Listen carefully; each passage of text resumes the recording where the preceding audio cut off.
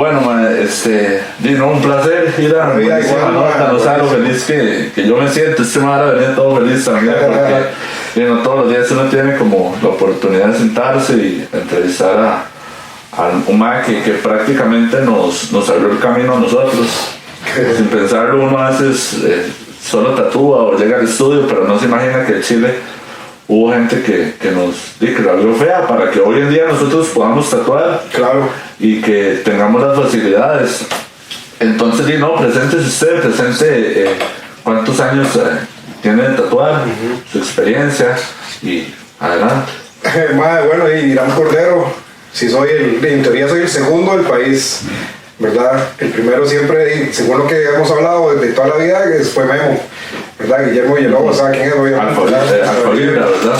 Él es como el primero, que tuvo un estudio, como por más chiquitito que era, porque era como la mitad de esta vara, el estudio, pero ya el era el primero, yo venía atrás del ahí, yo comencé hace 33 años.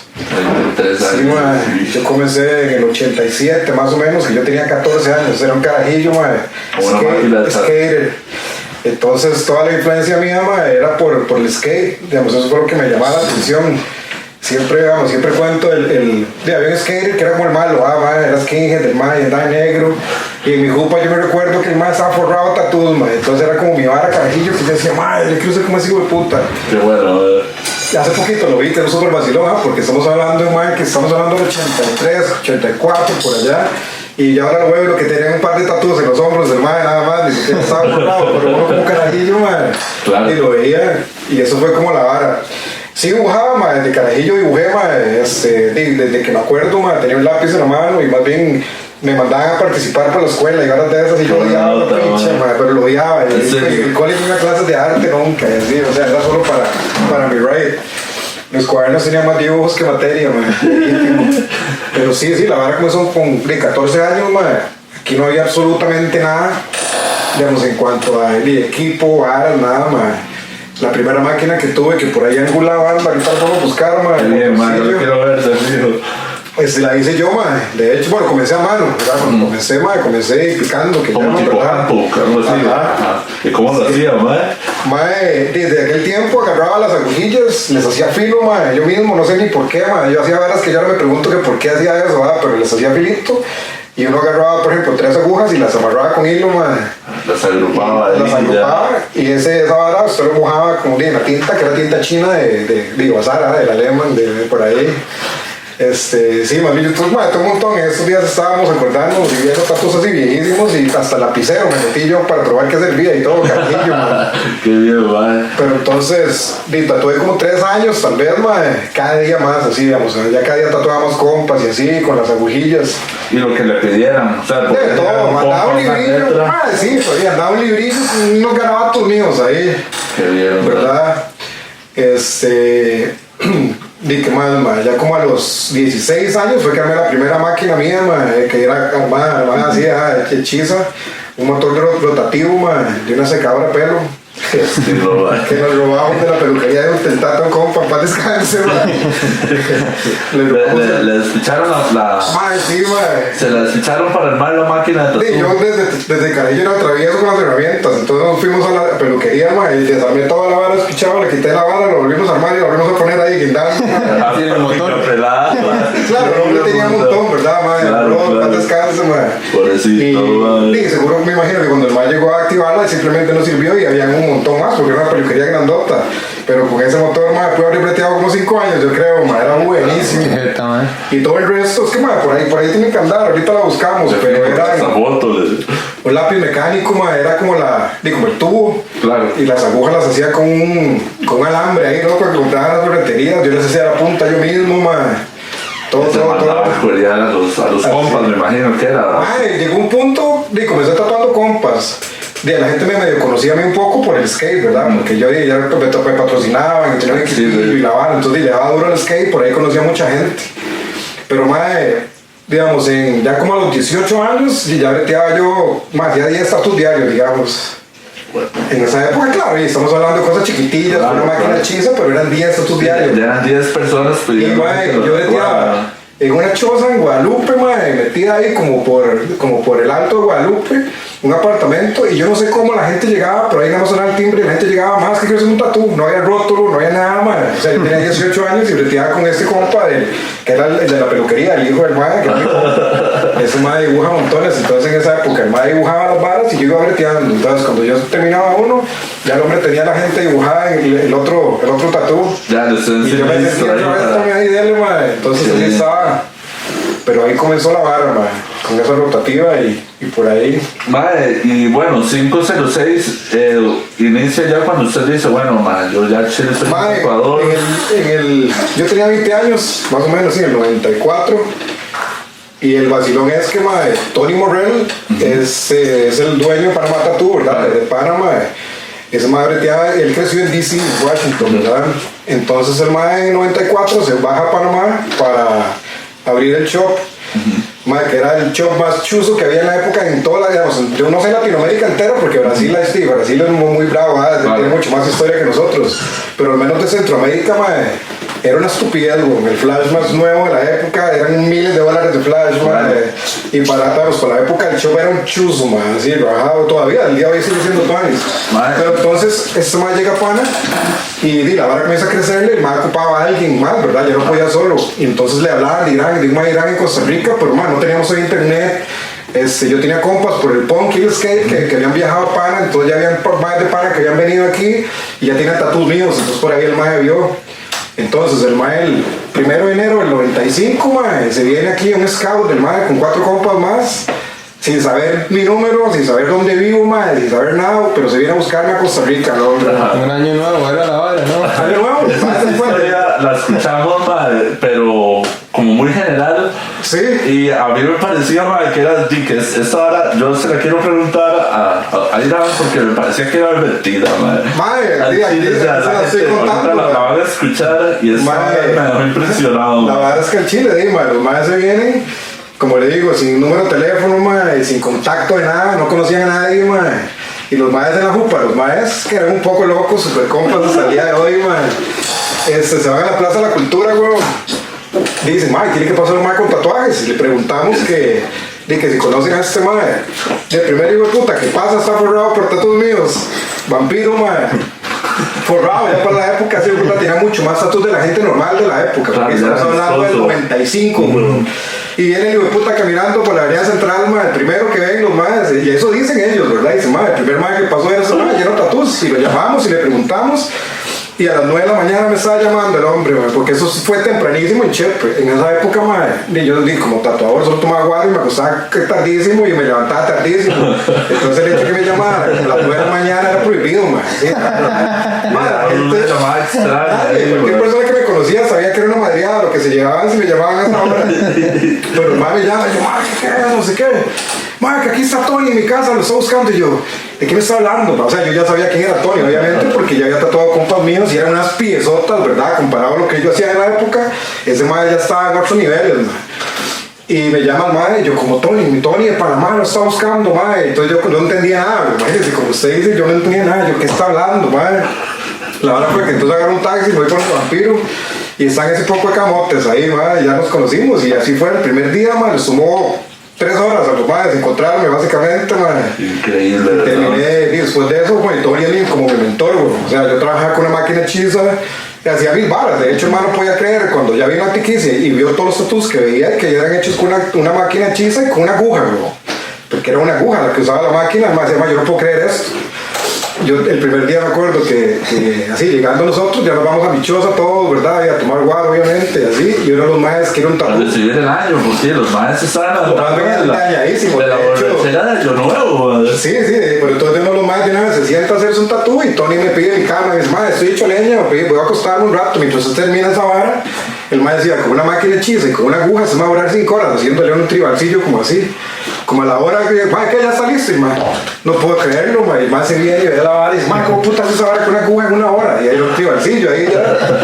Pero bueno, y esa historia, en 95, terminé trabajando con Tony como 10 años en Panamá. En Panamá estuvo trabajando con él ahí. Sí, digamos, en Panamá Tattoo yo fui el primer invitado, digamos, y el segundo artista del estudio. ¿Y se recuerda en Panamá dónde lo tenía? Igual que ahora, en la locería. Es un barrio que se llama La Locería. Ajá, que el estudio está como en el medio del parque, ¿verdad? Que donde uno va llegando está... Sí, yo lo vi. Sí, pero es un lugar bien poco usual, pero ¿verdad? Eso está ahí porque el edificio que está en el parquecito era del abuelo, no sé si todavía está vivo en realidad, el señor Mora, que es el abuelo Tony, era el dueño. En ese local, eran 2 locales, a la par estallaba Rubén Blades y todo ahí, Claro. Pero sí, Panamá Tatú legendario. Y estuvo ahí 10 años. Iba y venía, pues así que digamos, decía más allá que acá, aquí tenía un estudio que era parecido a esto, un cuarto en el apartamento que vivía, ahí estuve como 5 años tal vez, en Barrancuba, que era luchoso mi mamá, ahí arriba yo tenía un chante donde, igual, esa vara pasaba lleno todo el día, Qué bien, la duro desde esa época. Madre, y siente que Panamá, bueno, obvio fue clave porque ya tuvo un mentor, como una idea de un madre ya profesional, me imagino que tuvo acceso a máquinas. Sí, obviamente, madre. Digamos, cuando Tony me buscó porque él vio el brete que le cuadró y todo, ¿verdad? Cuando se dio cuenta que era con una máquina china no podía creerlo. Entonces al final, estamos hablando, eso fue el 1 de enero, el 15 de marzo de ese mismo año, yo me fui para Panamá, 20 añillos, mi primer viaje solo y todo, con un par de compas, igual, nos fuimos para Panamá Tatú. Ahí Tony me vendió mi primer equipo, que era una pichudez también para la época, máquinas National, un poco de colores National, o sea, todo de verdad. Si no, me brinqué Spalding, que era lo que se consigue en esa época. Spalding and Rogers, qué bueno. Sí, Panamá, bueno, yo creo que es muy extraño porque era el lugar que tenían acceso a la información por el canal. Me imagino que estaban llegando mucho marinero, estaba llegando información de algún lado, porque también de lo que yo he visto en Centroamérica, ellos fueron los primeros, ¿verdad?, en empezar una cultura del tatu. El primer estudio que hubo en Panamá, según entendí yo, porque a mí siempre me gustaba mucho averiguar varas ahí, fue como en 1926, güey. Y por el canal, ¿verdad? Obviamente. Había un mae que no me acuerdo bien si era Tattoo Peter, que era como de Amsterdam, un mae famosísimo, porque esa vara, acuérdense que todos los maes que andaban embarcados en todos los puertos se tatuaban, entonces por eso en Panamá había. Pero digamos, en Panamá, bueno, Jimmy, que era como cuando nosotros comenzamos a bretear en Panamá, existía Jimmy Tatú, que tenía un montón de años, y el papá de él, yo creo que también era tatuador, entonces hasta ahí seguían todos sus más hasta arriba. Pero ya cuando abrió Panamá Tatú, fue como ya un estudio moderno, digamos. Éramos como decir ahora cuando que yo estoy un pichazo tiempo en la escena y ahora salen carajillos, digamos, más jóvenes y vienen con otro ride. En ese tiempo era Jimmy el que estaba ahí, nosotros éramos carajillos que veníamos ahí subiendo con los tacos nuevos y otro ride, digamos, cuando el New School salió, nosotros éramos los New School, ¿verdad? Cuando el estilo salió como New School, nosotros éramos los New School, los que hacíamos bretos, Qué bien. Pero entonces, sí, pero vamos, en Panamá estaba Panamá Tatú y estaba Jimmy ya, o sea, en cambio aquí ya había un montón de estudios para esa época. La escena de Costa Rica siempre fue muchísimo más grande, en toda Centroamérica. Sí. Bueno, eso en sus inicios y durante su carrera, me imagino que tuvo otras oportunidades para viajar, porque ya conoció el mundo del tatu, también lo que hay detrás, ¿verdad? Que no es solo de que uno llega un cliente al estudio y se va. Ya usted descubrió como los otros estilos, que había gente haciendo otras técnicas. Entonces me imagino que ahí ya usted empieza a viajar y a ponerse como a corriente en hacer el tatu. Bueno, aquí, como en el 94 tal vez, que la Casa de las Revistas comenzó a traer la revista Tatú, así desde la 1, que era la primera revista Tatú, o la International Tattoo Art, que también venían saliendo muy parecidas las dos por esos años. Y entonces ya yo iba mes a mes a comprar revistas, entonces ya se estaba viendo, ya se estaba viendo lo que estaba pasando, quién hacía esto, quién hacía otro, quién hacía sus estilos. Con Tony, como digo, Tony encima venía desde el DC, donde la vara estaba muchísimo más avanzado, con toda la info, con todas las varas nuevas, el más súper conectado, entonces mi brete hizo así, porque ya yo estaba a la par de él, ya tenía todo el acceso, como el más era gringo, en la vara, entonces todo mi equipo y todas mis varas siempre eran de las cosas mucho nivel.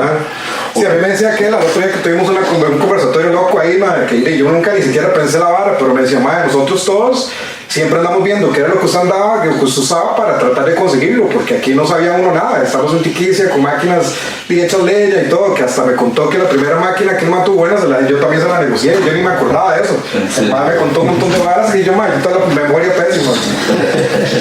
Qué bueno.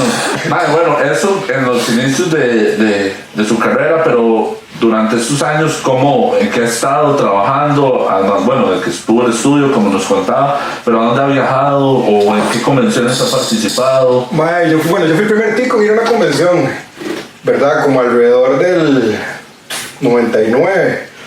¿Cuál fue? Guadalajara, mae. Qué bueno, sí, con Sammy, mae. Y la vara fue que ya había internet, ¿verdad? Entonces ya había internet, ya había Messenger, mae. Yo no sé cómo ni dónde, no me acuerdo en realidad cómo fue, pero entonces conseguí como el contacto de mae. ¿Qué año fue eso? ¿Recuerda? Mae, yo creo que el primer año que fui fue en el 2000, entonces estamos hablando como el 99, por ahí. Contactos ahí, mae, hablando por Messenger y esta vara, y entonces me dejé ir con Cole, lo embarqué, mae. Yo siempre andaba con Cole para arriba y para abajo, éramos muy compas, carajillos. Y entonces me lo llevé yo, mae, conseguí los datos, el contacto de esta vara y vamos para México. Y jalamos la primera convención, mae, con una banderota gigante, mae. Sammy nos dice, mae, tiene que traer una bandera, porque todos los países traen una bandera. Y entonces estaba en el centro de convenciones y un montón de banderas y una etiquilla gigante. Era como súper más grande que lo que se tenía que llevar. Pero ahí está, mae, por ahí tengo fotos también. Qué buena nota.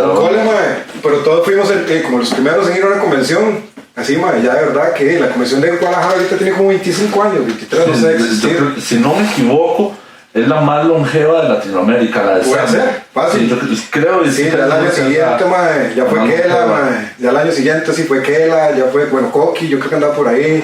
Juancito, madre, Coqui Jara, Juancito, madre, Vargas, ya andamos por ahí en pelota todos, ya el segundo año, madre. Qué bien, qué bien. Entonces, ya a México fui varias veces. En Guatemala, madre, la vara estaba mucho más pequeño, pero comenzó como a crecer un toque. Entonces me llevaban de invitado, como había unos maes que era como una, ¿cómo digo? Como un estudio de audiovisuales, hacían cine, hacían varas y no sé cuánto. Y entonces a los maes se les ocurrió hacer, como otro loco ahí que organizaba raves, hacer como una vara de tatús en Guate. Entonces me llevaron a mí invitado como especial ahí, también como para hablar con los maes. Y saben, digamos, en esa época estaba mucho más atrasado la vara en Guate, man. Sí, era mucho más pequeñita, ma, y que fue también alrededor del 2000 por ahí, ma. Entonces también era como una disque convención, porque ya habíamos varios tatuadores ahí, la vara es llenísimo, ma, 8 años, lo hicieron varios años ahí.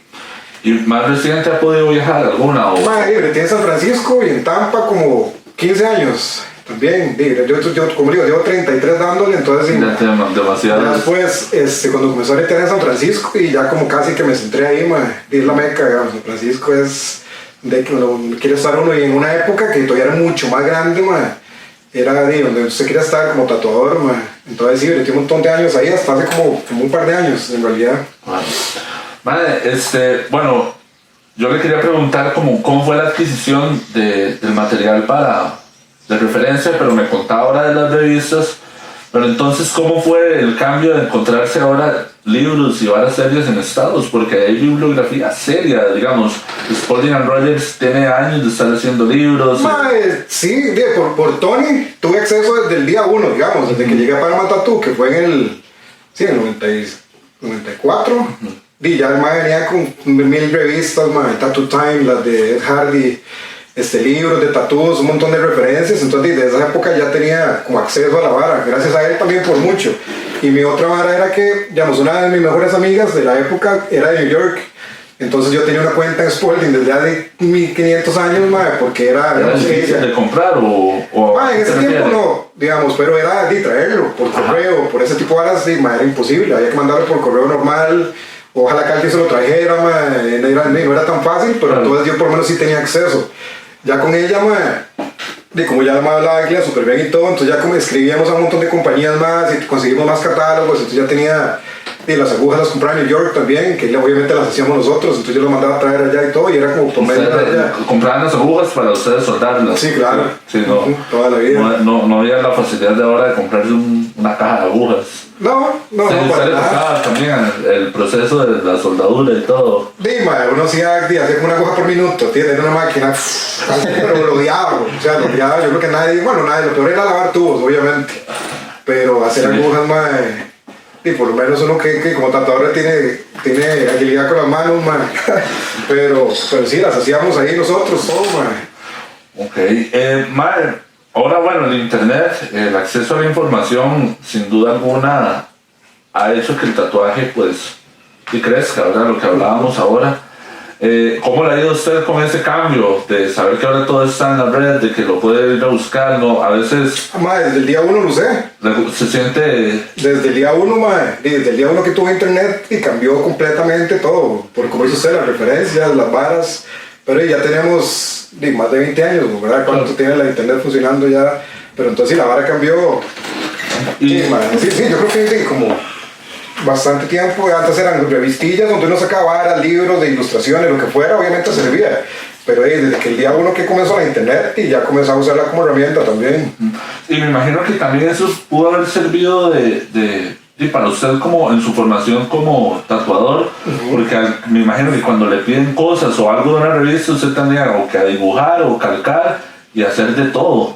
Ahora sí, pero digamos, cuando comencé, como digo, cuando ya yo llegué a Panamá ya había como bastante, se conseguían bastantes revistas aquí, pero en ese tiempo uno casi que lo que hacía era copiar dibujillos y varas de internet, de las revistas. Yo cuando fui a Panamá, esa vara se acabó, o sea, ya todo dibujaba el de cero.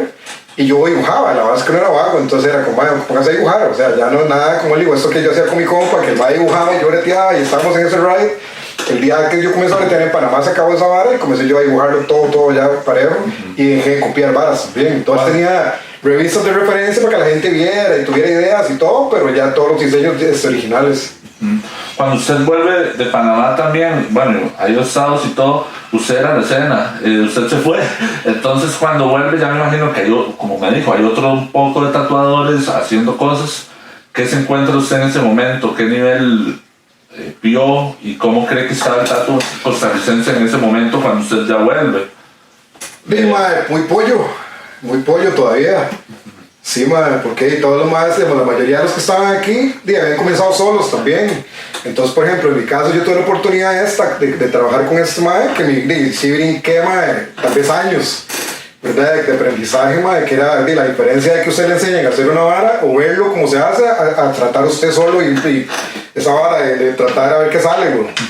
Entonces, digamos, yo sí tuve la oportunidad de, como digo, que ese venía súper conectado, que era un muy buen artista hasta el día de hoy, y entonces el nivel del lo que hizo que el mío subiera montones y de ahí, por dicha, como me dice que él, hay otros compas me han dicho que ayudó mucho más bien para que los más se guindaran en esa misma vara. Por eso dicen que, digamos, que nosotros veíamos lo que usted andaba, entonces lo tratamos de conseguir, digamos, eran varas, por ejemplo, que National era un mito, porque esos maes hasta el día de hoy, si usted no es profesional, no le venden equipo. Entonces en aquel tiempo tener esa vara uno ahí en la mesa era como, ¿cómo hizo para conseguir eso? Pero entonces Tony me recomendó a National, ¿entiendes? Esa era la vara. Entonces mucho de mi vara fue que de ayuda a ese que digamos, al estar ahí, el brete subió montones, el equipo mejoró y de aquí también se abrió la vara porque entonces ya uno sabía qué buscar. Digamos, yo no me acuerdo qué año era, pero cuando conseguí las primeras máquinas de Inglaterra, o sea, si era difícil conseguir algo de Estados, ahora de Inglaterra era imposible. ¿Se recuerda la marca? O Mickey Sharps. Y una Mickey Sharps usted le prendía velas y le ponía incienso, ¿se entiende? Claro. La gente veía una Mickey Sharps y era que, que ahora es vacilón, ahora es una máquina cualquiera.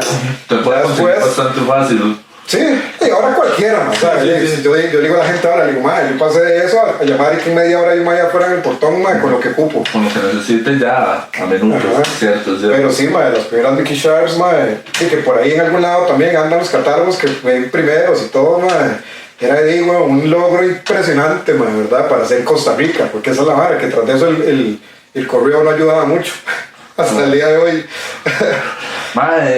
506 empieza a ser un referente como estudio, ¿verdad?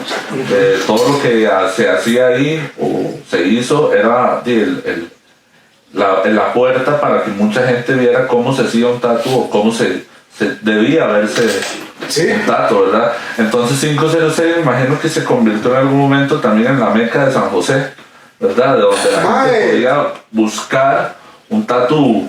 Me imagino con los requerimientos de un tatu internacional de calidad, ¿verdad? Sí. Cuando ya usted se devuelve y ya pone 506 a funcionar, lo que conocimos hasta hace unos años, ¿cómo la escena empezó a reaccionar? La escena de los tatuadores, me imagino que lo buscaban. Yo era como el tatuador de los tatuadores en esa época, digamos. Yo tatuaba casi todos los que habíamos, yo los tatuaba casi a todos. Cuando en esa época ya estamos carajillos, por ahí estamos comenzando. La verdad es que sí, yo me acuerdo éramos tal vez 15 estudios en total, tal vez 10 en alguna época. Y por lo menos y casi que a todos, yo creo que yo los tatuaba en alguna época, mae. Entonces, sí, los más llegaban, veían la vara, tal vez por eso que él le decía, mae, eso veíamos siempre los varas que usted hacía porque uno tenía como más acceso, porque yo nunca me di cuenta de esas varas, yo me da risa ahora que ya otros compas viejos me cuentan las varas que dicen, es que eso no se acuerda tal vara, no tengo la menor idea, por lo menos nunca lo vi así, o sea, yo estaba en mi vara y estaba breteando para mí porque esa es la verdad, yo nunca digo, tengo que abrir esa vara para que los futuros, no hace la vara por uno mismo, mae. Pero sí me cuadro desde el principio y como tuve el acceso a conseguir varas tuanis, entonces el equipo y todo mejoró muchísimo y todas las varas, pero por tener acceso afuera también mucho, man. Claro. Entonces, mae, ¿se recuerda algún libro en específico, alguna bibliografía que a usted lo haya llenado mucho como tatuador, que lo haya influenciado desde pequeño? ¿Algún libro en específico? ¿O alguna figura, un flash? Cuando comencé a trabajar en Panamá, como le digo, ya la biblioteca del hombre era grande ya para esa época, man. Y yo pasaba sumergido horas, man, en la vara. Entonces, no le podría decir como cuál específicamente, pero sí me acuerdo, que siempre me acuerdo mucho de Tattoo Time, man, que esa fue como la primera revista Tattoos, que si no pues viejísima, no me acuerdo qué año es. Pero ver esas varas, es increíble, man, ¿verdad? Tenerla uno ahí, pero Tony tenía cualquier cantidad de libros también que ya para la época existían. Dale, loco. Hoy en día, pues, no necesariamente la persona que uno se encuentre o la gente que esté iniciando, la persona que lo guía, no necesariamente es Tony, ¿verdad? Puede ser más que tal vez ni siquiera sabe lo que está haciendo o que no tiene principios de nada, ¿verdad? Entonces, también de una u otra forma usted estuvo enfrentándose a los estilos más tuanis, no es porque yo haga tradi, pero yo me imagino que usted veía tradi, japo, lo que es sí, de todo, man. Sí, uno tenía la oportunidad de ver un montón de varas. Y bueno, y es que era muy diferente también, hace 20 años, yo no sé cuánto, man, si usted se trataba de especializar en un solo estilo de tatuajes, no iba a funcionar. O sea, un man que tatuaba antes tenía que hacer todo lo posible, y lo mejor posible, entonces eso era un buen tatuador. Claro. Digamos, porque no era... ahora hay tanta gente que usted se puede dar el lujo de hacer solo un estilo, ¿verdad? Si usted quiere otro, vaya de otro más. Sí, yo cuando inicié, cuando yo dije, quiero hacer tatus, yo quiero hacer tatus porque a mí me encanta el trad. Y yo hago trad, me pide hacer un realismo en black and gray. No, ¿verdad? Esos lujos, yo sí me lo digo hoy en día y me ha ido bien, pero usted no puede hacer eso, ¿verdad? Y por eso digo, un mae que se consideraba bueno, era un mae que tenía la habilidad para hacer todos los estilos, ¿verdad? ¿Cómo le fue con eso usted? Es que así era, no era que usted escogía, en esa época, igual en Panamá, igual acá o en Panamá, en Panamá nosotros estábamos puros más del Army, de estados que estaban todavía estacionados allá. Entonces nosotros llegábamos un sábado, un día al mediodía, cualquier día al mediodía, y había una fila de putas ahí, para tatuarse, que así funcionan ellos, porque como estos más militares, todo el mundo se tatúa, ¿verdad? Es parte del raid, y así ya los más saben que tienen que llegar a hacer fila. Entonces ahí era un día, haga un dragón, haga una vara, haga una rosa, haga otra vara, un igualcito, y todo el mundo tenía que hacer de todo, ¿verdad? Por eso digo que más bueno en aquella época era el que podía hacer cualquier vara bien. Claro. Hoy en día, ¿cuál es el estilo que a usted más le gusta? Yo creo que hace mucho tiempo la gente me conoce mucho por el oriental, ¿verdad? Pero yo lo que digo a la gente es que puedo hacer casi cualquier vara menos tribales. Yo solo digo, hacer try me encanta, tengo un estilo muy mío, yo creo hacer try, pero me gusta montones. Hago black and gray de toda la vida, hago retratos también, o sea, yo sí hago bastantes varas, pero es por esto, porque antes había que hacer de todo, en mi paso por California, comencé a hacer un montón de retratos, y ni siquiera porque quería, sino porque el vacilón es que una vez estaba la vara súper lento, y cayó un retrato y nadie lo quería hacer, nadie se sentía como cómodo, y yo sí había hecho retratos desde antes y todo, pero me estresaba demasiado, ¿verdad? No es lo mismo hacer, no sé, una rosa que hacer una cara, Sí, la rosa siempre va a ser una rosa. Sí. La cara con un detallito, y ya podría no ser el tío,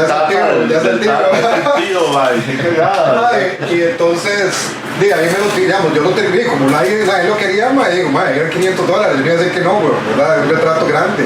Digo, yo lo hago, y obviamente, obviamente no era feo, pero quedó muy tuanis, ¿verdad? Y además el dueño dijo, ahora todos los retratos son suyos. Entonces fue una época donde caían todos los retratos y comencé a hacer solo retratos porque de California, letras negro y gris y retratos diarios, en esa parte, también en la parte donde estaba breteando.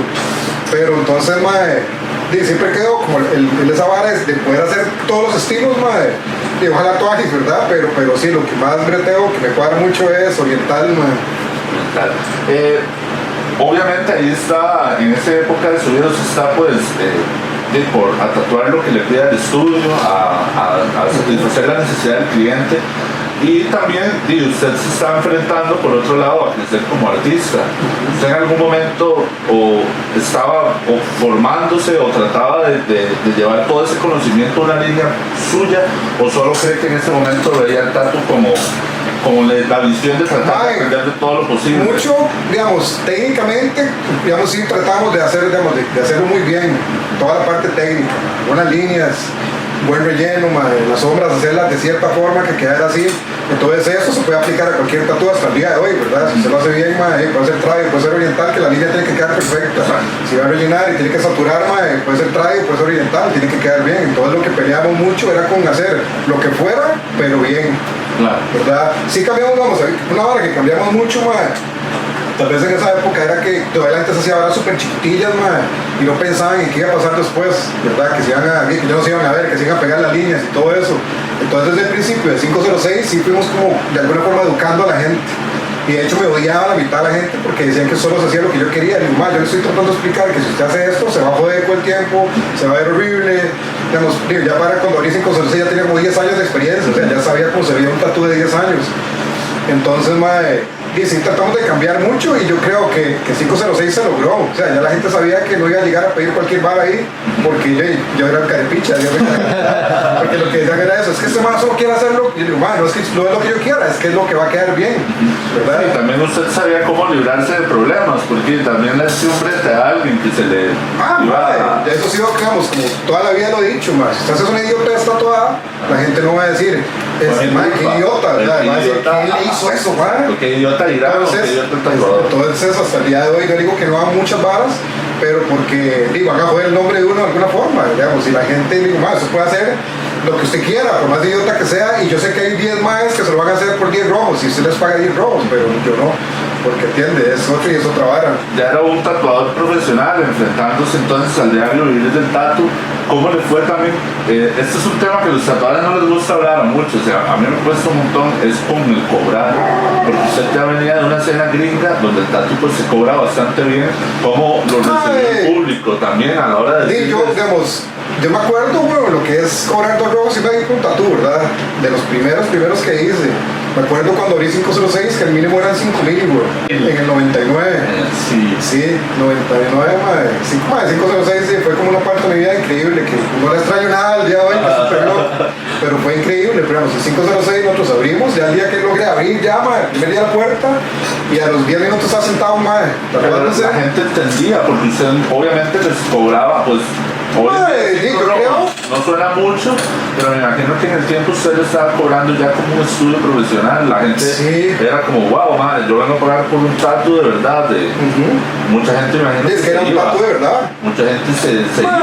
Hasta el día de hoy sí, por ser un street shop, ¿verdad? Como era un estudio de esquinero, podía entrar quien fuera, a preguntar por precios, ¿verdad? Entonces esa gente que decía, como, ¿qué? Está loco, y hasta el día de hoy le dicen, en mi barrio hay un yo sé que en su barrio hay 15, que seguro no se dan por 2 rojos, pero estamos hablando de otro producto. Sí, pero en realidad, yo creo que, digamos, nunca tuve mucho problema en realidad, porque yo creo que nunca fui muy carero, Entonces yo creo que en realidad con los precios y eso no me da mucho problema. Hasta el día de hoy yo creo que yo veo los precios, que cobran ahora mucha gente y yo hasta cago, qué rico cobrar así. Pero la verdad no. Tengo clientes de 20 años, de 10 años, todos también lo chineó un montón ya con el precio, Sí, también, y si usted se pone a contar cuánto le ha pagado ese durante la vida, es un montón de plata. Sí, de hecho ahorita tengo de vuelta, un cliente que tiene un demonio de Tasmania que le hice hace 26 años. Imagínense, y ahora está haciéndose toda la media entera ahí, y son clientes así, que ya como rocos como yo, y que se han tatuado conmigo de carajillos y la vara, y vienen muchos por ahí, pero entonces como hay que chinearlos, eso así lo veo yo. Bien. Bueno, unas preguntas que le voy a hacer es con respecto a lo del COVID. Esta vara va a ser un antes y un después en la historia. Ya, como han existido sucesos que cambien el rumbo de la historia, ¿verdad? El COVID lo va a hacer. Y esto pues nos va a afectar mucho porque si bien es cierto el tatu tiene la limitante de que podemos presentarnos en redes sociales, podemos hacer todas estas varas, pero usted mañana necesita comer, necesita pagar sus cosas, necesita que alguien venga aquí a tatuarse, no lo puede tatuar en línea, ¿verdad? El tatu nunca va a tener va a ser personal toda la vida. ¿Ha pensado en cómo esto va a afectar la escena costarricense y también se ha preguntado qué cosas buenas van a empezar a salir? Bueno, a mí me daba pánico antes de que fuera el COVID lo que sea pensar en qué pasaría como tatuador si pasara algo así, porque yo siempre dije, y no somos una vara esencial, bro. O sea, pues hacer tatús es y va a seguir siendo toda la vida una vara de un lujo, de la gente.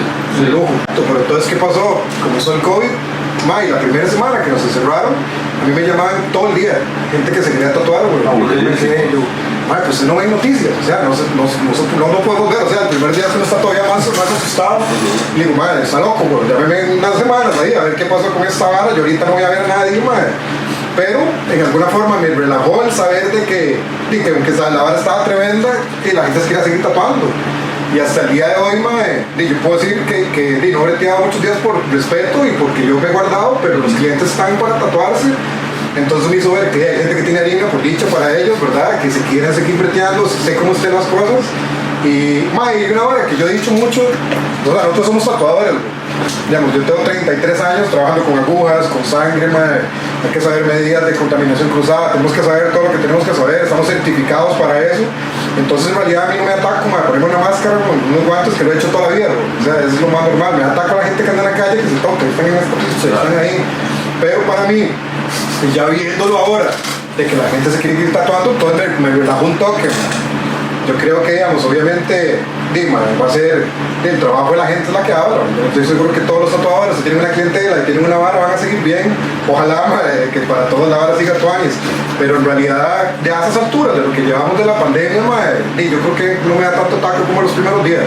Sí, ya quedó demostrado que bueno, también hemos creído que el tatu es un lujo, pero por allá también se ve ahora que el tatu es espacio de la gente para irse a relajar. Es terapia, Es terapia y de una u otra forma es necesario, ¿verdad? También yo creo que oficialmente nunca nos van a ver como algo así, pero nosotros lo sabemos. Claro. Estoy completamente de acuerdo, bro. La gente se sienta en esa silla a sufrir y lo que están es liberando varas, más bien, Lo que yo digo por ahora es respetar las varas, como están pasando y obviamente subir las protecciones, ¿verdad? De todos, pero la gente se sigue tatuando. Sí, yo una vez escuché creo que fue a Néstor decir que cuando se trata de asepsia, de higiene, nunca es suficiente.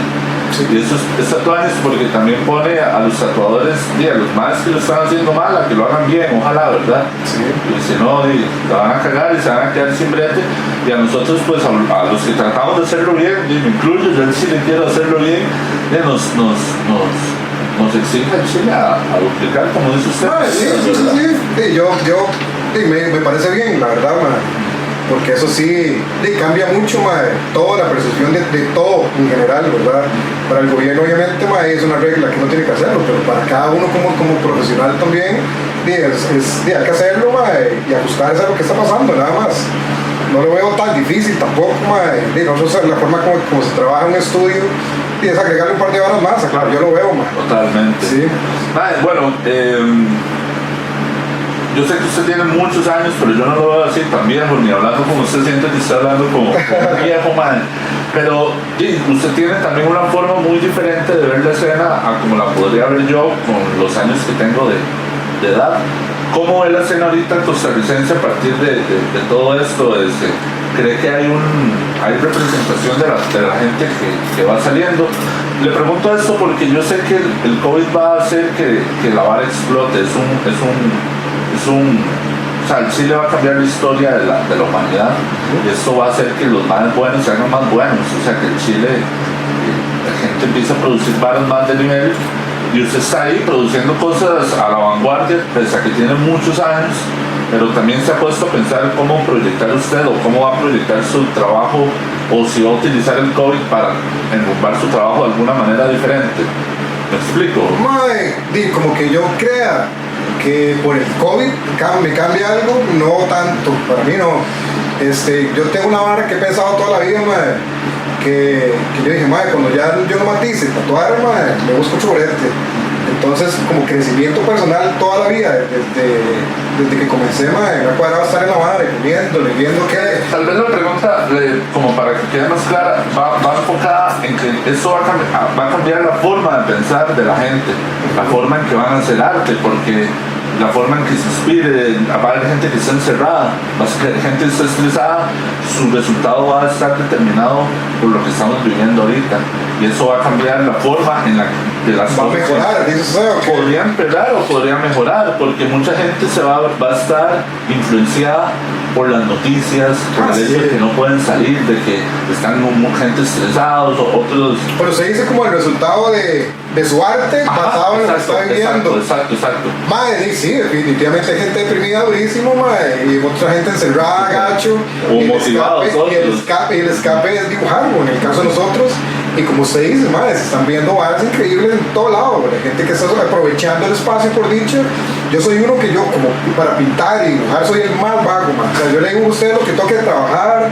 Y madre, en épocas, digamos, breteando fuera tal vez, que tenía que hacer horario en los estudios y todo, pintaba montones y estaba vago.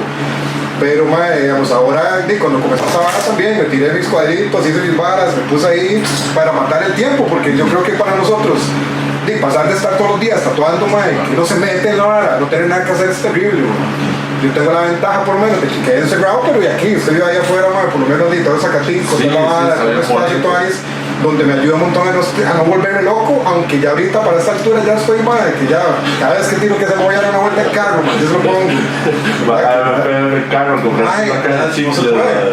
Pero, madre, yo sí creo que la vara va a cambiar, el huevo, madre, la vara es ajustarse. Ajustarse a lo que viene, mae. Yo creo que en los tatús y bueno, en muchas varas siempre sobreviven más fuerte, mae, y en la vida. Y yo creo que en este caso igual, mae. Desgraciadamente no se puede abrir estudios, no se puede hacer varas, eso va a afectar a un montón de gente terriblemente, ojalá que no tanto, pero de ahí, mae, hay que afrontar la vara y no queda más que guindarse ahí en el tren, mae. Si se queda uno botado, digo, no se puede, mae. Sí, de una u otra forma también es bueno, porque eso va a limpiar el gremio, ¿verdad? Porque de una u otra forma es un gremio saturado. Sí. O sea, sí, claro, man. Si comparamos a como yo empecé, ahora, man, la vara da risa. O sea, yo podía contar con los dedos de las manos, man, los tatuadores que habíamos y los conocía a todos, ¿verdad? Y éramos hasta compas, algunos. Ahora, man, la cantidad de gente que está trabajando, man, es impresionante en Costa Rica, bueno, en todos lados, ¿verdad? Pero aquí es increíble. Pero igual el nivel que hay aquí ahorita, man, es increíble, man. Me encanta ver, man, ahora que comienzo sus trabajos también, que no había visto, yo fue puta, man, qué chiva. Muchas gracias, sí. Y así, mae, hay un montón de maes que están reventándola, mae, y ojalá que la vara más bien siga creciendo, porque lo que eso hace es que los demás tienen que ponerle. O sea, si sabríamos, por ejemplo, usted ahorita con varios maes, si usted se queda un toque abajo, que es estudio, mae, hay que ponerle, mae. Todo el mundo tiene que ponerle y esa es la que vive, mae. O sea, echarlo para adelante, mae, no quedarse botado y darle, mae. Si hay reglas nuevas, hay que seguirlas, ¿qué queda? Hay que ponerse 4 máscaras para retear, mae. Qué pereza. Sí, completamente, mae, es terrible. Pero dime, parte de la vara. Considera que, bueno, a mi parecer ya hemos hablado de su estilo, para mí es súper sólido porque usted sigue leyes en cuanto a su trabajo, lo que hablamos ahora de tatuajes bien hechos, ¿verdad? Hoy en día que usted se da el lujo de hacer lo que quiera, digamos, porque me imagino que usted sí le puede... En cierta forma mis clientes son los que me dejan, pero sí, bastante. Bueno, pero eso es a partir de su experiencia, es como un beneficio que ya la vida... Sí, que ya la gente tiene, son clientes de años, o gente que ha visto mi trabajo por años, y gente que lo he recomendado por años. Entonces sí tengo cierta libertad, o más bien que mucha gente me busca por varias específicas que hago también, entonces... ¿Cree usted que esos principios definitivamente capacitan ahorita usted para enfrentar la pandemia y poder adaptar el estilo de tatuaje que tenga que ser, si lo tuviera que hacer ahorita, hoy en día, Mae, hoy sí, ¿verdad? Aún con los estilos de vanguardia que uno se ve, ¿usted cree que podría...? Mae, digamos, yo, como digo, yo por dicha, mae, hago bastantes estilos. No sé si vamos por el mismo camino, ¿verdad? Digamos, me preocuparía que cambien leyes o varas respecto al equipo, las varas que usamos que nos dificulten bretear, esa vara me preocupa. ¿En qué sentido eso? Como que nos digan, no puede usar más tal tinta, ahora solo eso. Ese tipo de cosas. O digamos, desde que esta vara comenzó, mae, ya como que me dio mucho taco que la agarren con nosotros por el tipo de trabajo que hacemos, ¿verdad? Que para yo sé que para mucha gente sería como una excusa para quitarnos del mapa, ¿no? Eso ha pasado toda la vida. O sea, yo ayudé a hacer la ley de tatuajes de Costa Rica, madre, cuando se hizo la primera vez, porque nosotros éramos los que teníamos como los lineamientos de cómo tenía que funcionar la vara, cómo tenía que trabajar un estudio. Estuve, madre, en reuniones en el ministerio, estuve con todos los jefes de salud del país, bueno, metidos ahí explicándole cómo se hacía el tatu, cómo era la vara. Y los más igual, al final pusieron un montón de varas que no tienen nada que ver con el estudio de tatu, y reglas que yo decía, pero ¿quién les dijo esa vara? O sea, después de todo lo que les explicamos, y decirles, esto es esto, esto es otro, llegan a joderme porque hay un cable, madre. Entiende, que no está entubado en el estudio, digamos. Entonces ese tipo de varas me preguntan porque la vara se hace un toque, como si no es lo que ellos dicen, man, no se puede, aunque no tenga nada que ver con lo que hacemos en realidad. Entonces esa vara me preocupa que cambien reglas en cuanto a eso. ¿Qué van a lograr? De hacer varas underground, ¿verdad? Si se ponen a joder mucho, man, eso ha pasado en otros países y lo que van a hacer es que la vara underground se explote, porque ¿qué pasa? Yo he tatuado toda mi vida, yo he sido mi único brete. Sí. Entonces a mí me dicen, oye, man, yo no puedo tatuar más, yo qué un puto puedo hacer, o sea, una vara en la que me he dedicado toda mi vida, man. Me preocupa eso que pongan alguna estupidez y que nos quieran joder sin que tenga que ver exactamente con lo que hacemos. Sí, que ya dañen ante... Sí, pero de ahí en fuera, mae, yo creo que seguir poniéndole y haciendo buenos tatus. Qué bien. Mae, bueno, hay una pregunta que se llama Flash en Cuarentena, que es una recomendación suya, de algún flash para decirle, mae, vayan, estudie X cosa. Pero me gustaría más bien hacerle una pregunta diferente, madre. Okay. Un consejo para la vida, para toda la gente que escuche esto, madre, para todos los madres que de una u otra forma lo vemos usted como un referente para nosotros. Un consejo ahí, madre. Porque, man, usted tiene 30 años de tatuar, madre. Yo todos los días algo nuevo me paso, madre. Y, puta, a veces digo, güey, qué momento de ti esta vara. Me gusta mucho, pero... madre, siempre no está más un buen consejo ahí para toda la gente joven. Yo no sé si es consejo, pero una hora que ha regido mi carrera, digamos, de tatuador, ha sido lo que dije ahora, madre, no quedarse botado, siempre seguir estudiando, viendo qué está pasando, madre. Digamos, en mi caso yo veo, el mismo oriental ha evolucionado, madre, a varas, ¿verdad? Que no es lo que yo hacía 20 años. Entonces es seguir adelante, madre, echarle ganas durísimo, madre. O sea, seguir su ride. Poniéndole, man. Eso es lo que le puedo decir a la gente, no se quede botado, man. Siempre vaya para adelante, man. Si se siente un hueco, nos pasa a todos, hay que salir, man. Vamos, hay esos huecos creativos, ¿verdad? Que uno está como, man. Ahorita, esos días yo soy que ya no quiero hacer nada más, creo que ya la cerrona me está llegando, pero entonces me pongo a inventar algo, pero la vara que yo puedo decirle a la gente, man, y más en la carrera de nosotros es eso, man. Sigan poniéndole, tienen una ventaja que no tuve yo, que es 4.000 tatuadores en Costa Rica al alcance de la mano, donde pueden ver buen trabajo, aprender las varas como se tienen que hacer, man. Cuando yo comencé no teníamos eso, entonces ahora la gente puede utilizar eso, man. Buscar a la gente, estudiar cómo se hace, sale internet, que es otra super ayuda, man. Entonces que no hagan idioteces, man. Sí, que se tomen la molestia que estudien un poquito, de informarse. Estudien un poquito, man, y hay que seguir uno poniéndole, man. Y ahora, digamos, en mi caso así, como tatuador, man, hay libros donde uno dices todo lo que dice, todo lo que usa, todo, man. Ya esa vara no existía antes. Entonces la vara es seguir poniéndole, man. Seguir poniéndole para seguir vigente y para seguir dándole duro. Buenísimo. Madre, no, y también hay unas piezas aquí que me gustaría como comentar sobre de fijo vamos a poner unas imágenes y todo. Madre, son dos Barclays.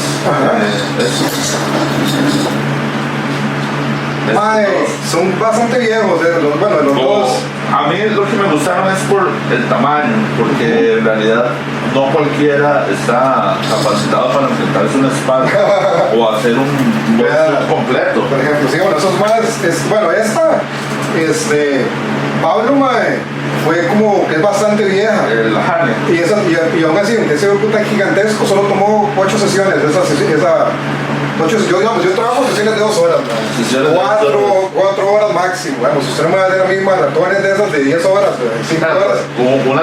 Serían como 2 sesiones grandes de las que hacen los más hoy en día, o sea, lo puedo hacer perfectamente en 2 días. Pues, digamos por ahí, pero digamos, yo soy cero fan, pero sí, esta madre, sí, tomó eso, madre, de cero. Aquí este weón sí fue como una mezcla, madre. Hugo tenía varias varas, tenía tantos viejos que no eran míos también, y ya las hicimos, pero sí, madre, ahorita estoy trabajando bastante en larga escala, madre. Que podemos ver otros bretes, sus favoritos. Esa espalda tomó un año entero, ¿no? Tiene 50 sesiones, ahí donde ve. sesiones. Sí, ¿verdad? Este mae ya estamos breteando el pecho, o sea, ya dimos vuelta. Esta otra mae, es el famoso mosco de piña, mae. Esta espalda la comenzamos de hace unos anillos, mae. Mosco super compa aquí, querido del crew. Y bueno, el compilla mío de que me ayuda un pichado siempre. Todavía le falta un toque, mae, pero igual ya. Está buenísimo. Y ve, toda esta picha, todo es dibujado freehand. Todo. O sea, no es tan usual, ¿verdad? Un tatuaje tan grande. Eso es de todo, mae, cero dibujado por mí freehand en la piel. Sí, bueno. Eso es reciente, eso vamos en camino ahí. Pues putas horas dificilísimas de hacer. Mae, es que vamos al decir quiero hacer tatuajes buenos desde carajillo, siempre tuvimos mucho en la mente y Tony me decía a mí como mae, ¿para qué le metió 10 colores a esa mariposa? Si en 2 años se van a ver 2. Entonces a mí esa vara me calaba desde carajillo, siempre como, y lo veo hasta el día de hoy, como se ve una vara fotorrealista que yo digo, mae, ¿cómo logran hacer eso más esa vara? Pero usted ve que el mae metió 15 tonos de rojo, mae, 6 rosados. Y el tatú se toma la foto y se ve increíble, pero usted ve ese tatú, mae, no años, un par de meses después, y esos 6 rojos es uno solo, es un solo tono. Y cómo se enfrentó también a la vara de que, bueno, a mí me pasa, mae, que un día hago hoy un dibujo y mañana digo, qué puta dibujo, yo le pude haber hecho eso, yo le pude haber hecho otro. El día que usted no haga eso, ya mamó, ¿entiende? Pero enfrentarse un tatu y usted se va a enfrentar a líneas que ya no puedo borrar. Sí, claro, pero digamos, a mí me pasa que, digamos, en este brete grande, mae, y ya yo lo veo yo, puta, hubiera hecho esa hora diferente. ¿Entiendes? ¿Cómo lidia con eso? Porque también tiene que seguir tatuando al mae, le falta una pierna. Pero pues con ese mae tengo la ventaja de que es un mae que yo le digo, mae, hagámosle esto a la espalda. Y aunque ya está terminada en teoría, el mae no me va a decir que no, ¿entiendes? Él va a decir, mae, si este mae quiere hacer algo es por algo. Entonces, sí, el mae me da la ventaja. Hay veces que no se puede hacer nada, pero se aprende, mae, como puta, mira, hubiera hecho tal bala diferente. Entonces está aprendiendo algo, mae. Ya la siguiente vez aprendió ese tatú, ya lo va a hacer diferente ahí. Pero para mí lo más suave, digamos, ver un tatú que, digamos, suyo, por ejemplo, en mi caso yo veo un tatú mío y que llego, mira, madre, puta, me cuadra, pero ya podía haber hecho otro toque, ¿verdad? Entonces ahí es donde uno sigue avanzando, eso es lo que yo creo. Y también que me imagino no, estoy seguro que sí, usted ha llegado como a una uniformidad de que usted es un tatuador profesional, usted las líneas siempre le quedan bien. Me imagino que a veces ni siquiera ocupa limpiar para saber que la línea está perfecta. Ya pues sí, un no, técnico que sí. bretes. Digamos, cuando comencé a bretear en San Francisco, de pronto me di cuenta que tenía años sin hacer una sola línea. Todo era axilínea, los bretes que hacía. Entonces tuve que aprender otra vez a bretear, básicamente. Digamos, usted agarra una rosa y la delinea y le hace 4 sombras de chiva. Pero si usted no hace líneas y le hace esas 4 sombras, no hay nada. Entonces tuve que volver a aprender, de vuelta, cómo hacer de que un tatu que no tiene líneas se vea bien y sólido. Y hasta el día de hoy lo aplico montones, y mi brete hay días que ni siquiera toca las máquinas de líneas. Pero, y lo suplo con otra vara, pero es técnica, o sea, es como conocer unos vara y ver que, pero tampoco es que uno le tira todas las líneas y quedan perfectas, pero ya uno sabe que por allá hay que volverse un toque, También ha aprendido a vivir como con esa naturaleza del tatuaje, ¿verdad? De que el mae también va a oxidarse, va a... Todo, y eso cambiar. es como como para mí es lo principal. Digamos que yo le hago un tatu a usted y que si usted viene en 10 años el tatu se ve chiva todavía. Entonces eso siempre pienso en eso a la hora de hacer un brete de cualquier estilo que usted me diga. Que sea un retrato que no tiene líneas, tiene que estar suficientemente sólido para que se vea chuzo. Respecto a su trabajo, ¿cómo le ha ido ahora con el tema de las máquinas de bobinas? Ahora hay máquinas, rotativas. Ahora hay máquinas de todos. Usted ya pasó de tatuar con una hechiza a tener, me imagino, un montón de bobinas para cada cosa. ¿O cómo se ha enfrentado ahora con eso? Sí, me da risa que los jóvenes, digamos así, los más que están empezando, juran por las rotativas, ¿entiendes? Son la peor mierda que hay. No, ¿qué pasa con las rotativas? Son muy lentas, digamos, para mi estilo de brete, no puedo. O sea, yo en un brete que línea en una hora, con una rotativa 1-3, no tiene sentido para mí. Las líneas no son tan fuertes, con algunas pocas excepciones que he probado máquinas. Digamos, no le recomiendo a nadie, por más que sean fans de las rotativas, que delineen con una rotativa. Pero yo les diría, haga todo lo que quiera con la rotativa, pero delineen con una máquina fuerte o con una rotativa fuerte, ¿verdad? Que funcione, que las hay. He probado montones para dar mierda a ellas, ¿verdad? Obviamente, pero yo uso coils. Sí me cambié hace unos años a cartuchos, pero entonces... cartucho con bobinas.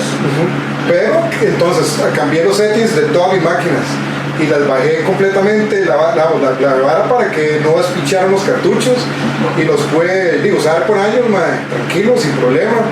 Entonces era como decir, ¿usted qué usa usted? ¿Como bobinas o...? Yo tengo de las dos. Ajá. Bueno, yo no pero tengo usa cartuchos.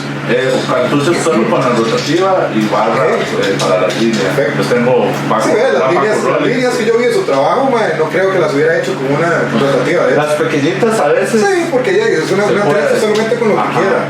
Pero o sea, no soy de los maes que tienen problemas porque alguien use rotativas, ¿verdad? Odio entrar a un estudio que no suena, eso sí lo odio, pero porque yo tengo 30 años en un escándalo que no se escucha a nadie, ¿verdad? La primera vez que tuve una convención y que no se oía nada así, como que se oía muy poco, me quedé en shock. Yo, no puede ser, ¿verdad? No puede ser. Sí, pero, bueno, yo nunca he entrado a una de esas convenciones, pero dicen que antes, si fuera una convención, era que hay un escándalo y todo. Mejor solo que hay. Una convención de tatuajes es una locura. ¿sí? Ahora lo único que se escucha es la tarima, que estén pegando gritos. No, todavía vemos algunos ahí, que usamos las convenciones. Pero, no tengo problema. Pienso que mucha gente podría bretear mucho más rápido si usaran mejores máquinas, porque esta vara que para mí es como una moda, hacer un tatu en 6 horas, que no dura 6 horas, un tatu que dura 2 horas no dura 6, ¿me entiendes? Entonces me parece que mucha gente al usar rotativas se hicieron súper lentos, y estoy casi seguro que es por las máquinas, porque las he usado, y yo sé lo que es hacer un tatu de ese tamaño y durar 1 hora, ¿entiendes? Que me vuelve loco, pero si la gente, es una herramienta, si usa su herramienta lo mejor que pueda, si quiere usar rotativas, la única decisión es suya. Claro que le digo a la gente, eso es lo mejor que pueda y que cumpla la labor que tiene que cumplir. Sí, usted también con tantos años de experiencia, me imagino que se ha enfrentado a probar un pichazo de máquinas, así demasiadas máquinas. Y todavía me encantó, yo soy súper travieso, yo armo una máquina de coils en 10 minutos, se la tengo toda lista. Y toda la vida, yo era el mecánico de máquinas aquí en Tiquisi hace años, así todos los estudios me llevaban a mí las máquinas para calibrarlas, entonces me encanta y digamos, y yo sí creo que son superiores en cuanto a la fuerza y velocidad. Hay gente que dice que no, hay gente que no sabe cómo calibrar una máquina, entonces los entiendo que no les cuadre porque no tienen idea cómo funciona. Pero entonces si yo pude hacer eso, de bajar los settings y ponerla a caminar suavecito para que no rompa los... Porque una máquina fuerte rompe los cartuchos en 10 minutos. Entonces, bien, yo lo que hice fue eso, les bajé mis máquinas de sombras bretean como en 5 o 6 voltios, con cartuchos si quisieran. Que digamos, eso me parece como normal para cualquier rotativa también, como he visto y he probado, ¿verdad? Pero no tengo problema, ¿verdad? No me cambiaría ni a putas yo a rotativas, pero si la gente no quiere usar, que las use, todo bien. Qué bien. Sí, me llama mucho la atención eso, como porque en Chile usted puede hablar versus resultados. Sí, eso es lo que yo voy, yo digo, si voy a hablar mierda, tengo que haberlas probado para hablar mierda. Y no solo eso, ver el tatu curado, ¿verdad? Sí. Porque yo no me puedo dar el lujo de decir que tengo un tatu con más de 5 años sano, porque no sé cómo se va a ver un tatu, por más que agarre ahí. No tengo tanta experiencia y usted sí, y dice, bueno, esto sirve y esto no, y es así porque... Yo digo que las rotativas lo van a llevar a usted al destino final, pero mucho más lento, y eso es lo que no me cuadra. Me parece un toque que roba la vida a la gente, durar 6 horas, porque eso está cobrando por hora. Por un tatu que yo sé que puede hacerse en la mitad, me parece un toque carepiche, pero digo, así viene la vara nueva. Claro. Digamos, para muchos más, ya lo que saben es ese tipo de brete y ese tipo de máquinas y es todo lo que conocen, o sea, nunca han tenido una de bobinas en la mano. Entonces tampoco se puede pedir que cambien una vara, pero así lo veo yo que tengo tantos años breteando, ¿verdad? Y que breteo despichado tras de eso. Entonces, me parece más que yo digo, ¿cómo le voy a cobrar a este 6 horas por un brete así, ¿verdad? Pero ya eso sería artista en artista que ya solo puede meterse con eso. Irán, bueno, ya son demasiados años. ¿Cómo se proyecta usted como de aquí a unos 10 años como tatuador, como artista? Bueno, nadie esperaba, yo creo, esta hora este año, ¿verdad? La salida de 506, casualmente pegó con eso, pero la idea obviamente es abrir otro chante, igual, otro chante como fue 506 para mí, meter un poco locos, cabartear conmigo y seguir dándole, yo tengo cuerda para el rato y matizado estoy, digamos, de libreta montones, entonces no es que ni siquiera pasaba por mi mente en algún momento retirarme ni nada, aunque son 30 vueltas dándole, más bien super matizado digamos, como estoy breteando con el resultado de los tatuajes ahorita, y seguir poniéndole, o sea, yo me veo breteando muchos años más, pero sí, la idea es abrir otro chante, ahora pronto, ojalá, cuando esta hora pase y llevarme unos buenos carajos ahorita conmigo, ahí todo años, Qué bien, la mejor de las suertes. Buenísimo, un placer, el Chile, buenísimo, y sí, no, el fijo. Que nos estamos en Favorita, El fijo. para poder, vamos allá para ella.